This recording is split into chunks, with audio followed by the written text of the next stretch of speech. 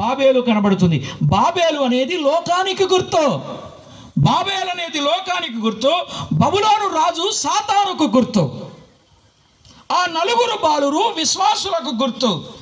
యెరూషలేము సంఘానికి గుర్తు. యెహోయాకీము సంఘ పెద్దలకు గుర్తు.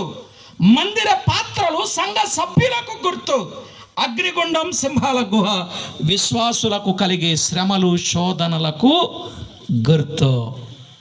ఎప్పుడో రాసుకున్నా, ఇవి ఆత్మ సంబంధమైనవి అని రాసుకున్నా.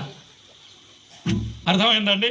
వీటన్నింటిలో నుండి పాఠం మనం వినొచ్చు, కానీ సింపుల్గా ముగ్గురు కొరకు విన్నాం. ఒక ఆయన అలా చెప్తారా? దేవుణ్ణి గణపరచిన వ్యక్తి. రెండు, తను తాను గణపరచుకొని గడ్డి మేసి చివరికి బుద్ధి వచ్చాక మళ్ళీ దేవుణ్ణి గణపరచిన వ్యక్తి. ఇంకొక వ్యక్తి ఎవరిని గణపరచలేదు. ఎవరు ఏమయ్యారో మీకు అర్థమైంది. విన్న తర్వాత మీరేమవుతారో